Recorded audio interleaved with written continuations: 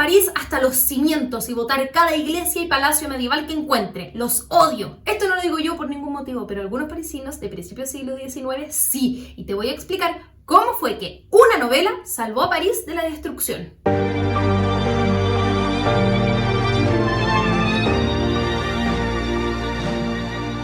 Bienvenidos a Somos la Historia, soy Dominga y ¿alguna vez te has preguntado cuál es el poder que tiene un libro? En este caso te voy a contar de una ocasión en la que un libro, específicamente una novela, salvó a Notre Dame de París. Sí, la única, la gran e incomparable Notre Dame de París, salvada por una novela.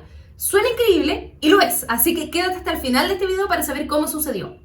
Corría el año 1830, ya habían pasado más de 40 años desde la Revolución Francesa, pero muchos de los sueños revolucionarios no se habían cumplido. Francia aún era gobernada por un rey, Carlos X, y ese mismo año llegaría al poder otro rey, Luis Felipe I. Aún así se mantenían los ánimos revolucionarios, pero ya más desinflados, con mayor escepticismo. Y al igual que ahora, año 2025, muchísima gente inspirada en los ideales ilustrados veían a la Edad Media como una época oscura, retrógrada, sin ningún avance y que no era necesario mantener nada de aquella época. Para aquellas personas, un edificio gótico era absolutamente feo, grotesco, desordenado, caótico, todo lo contrario a lo que se buscaba en aquella época como ideal estético, el ideal grecorromano, que era considerado ordenado, limpio, proporcionado. ¿Qué crees que pensaban hacer entonces con las iglesias medievales? Además, desde la Revolución Francesa, la Iglesia Católica había perdido legitimidad. Muchas monjas y sacerdotes habían sido ejecutados y para los revolucionarios la Iglesia representaba el viejo orden, el antiguo régimen. Esto había traído que muchas iglesias y edificios góticos estuvieran prácticamente en ruinas en 1830, después de décadas de desuso y maltrato. Por ejemplo, la Sainte-Chapelle, la maravillosa Sainte-Chapelle que había sido construida por el rey Luis IX o rey San Luis, había perdido sus vitrales, sus estatuas y sus reliquias durante la Revolución. Por años usaron ese espacio como una bodega, como si no hubiera sido antes una iglesia y como si no hubiera nada de belleza. Incluso había gente que proponía demoler definitivamente Notre Dame por ser un edificio grande, feo, desordenado, caótico, gótico y medieval. Además, a esas alturas ya estaba medio destruida. ¿Pero dónde viene la parte del libro?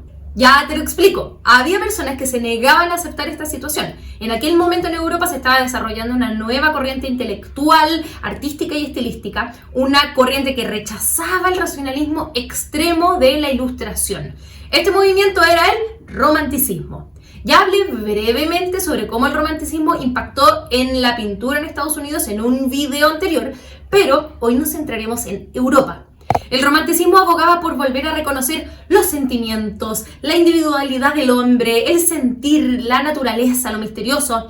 Miraba al pasado con nostalgia, imaginaba mundos fantásticos, exóticos y se maravillaba con lo inefable, con aquellos mundos físicos o internos que no se podían expresar con el razonamiento crítico.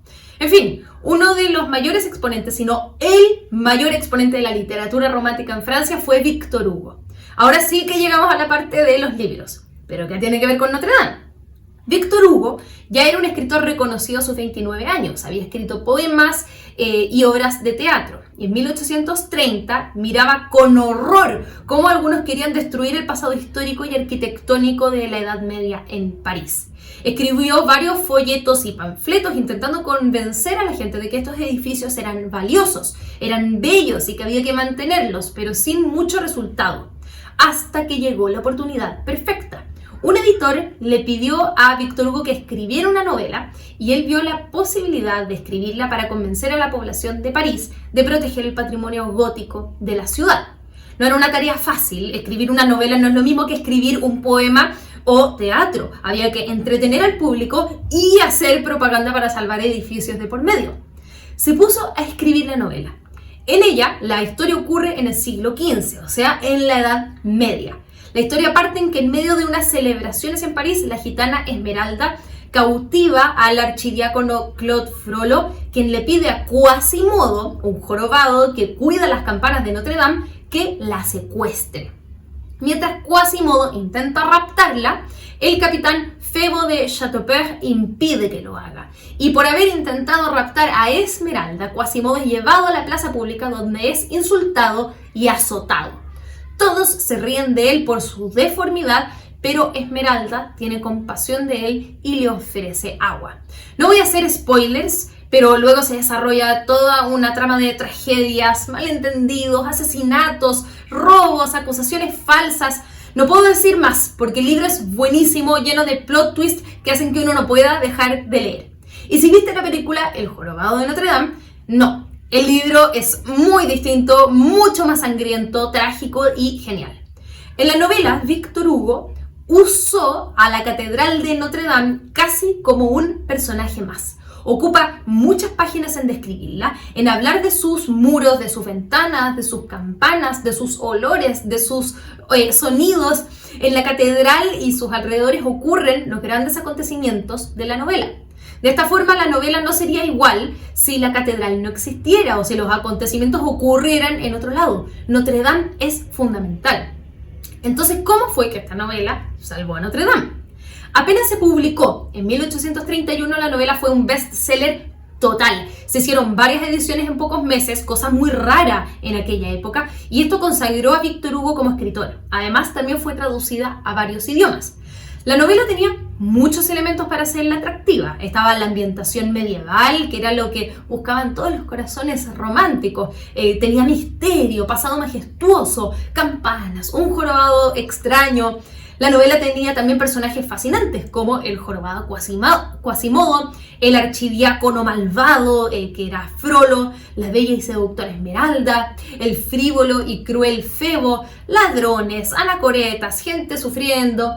En el fondo, los ingredientes perfectos. Había crítica social, amores imposibles, traiciones, tragedias que podrían haberse evitado, todo lo que uno quiere leer.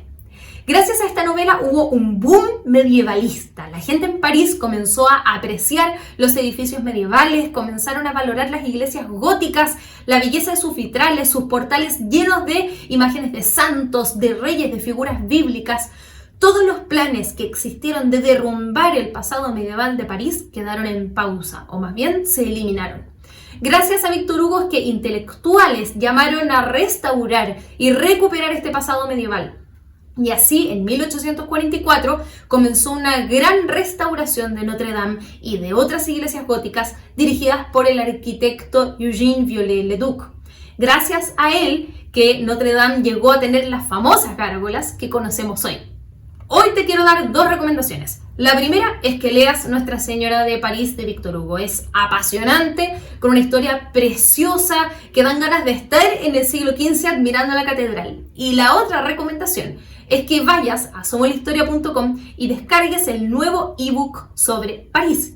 Si vas a viajar y quieres aprender de la historia de tu próximo destino, este ebook te ayudará a comprender qué es París, cuál es su historia, cuáles son sus principales atractivos, cuáles son algunas experiencias parisinas y algunos consejos prácticos. En somoshistoria.com también encontrarás cursos de historia online que puedes ver desde la comodidad de tu casa y otros productos inspirados en la historia. Así que ya sabes, leer a Victor Hugo, a ver el ebook sobre París y a suscribirse a este canal. Nos vemos en otra ocasión.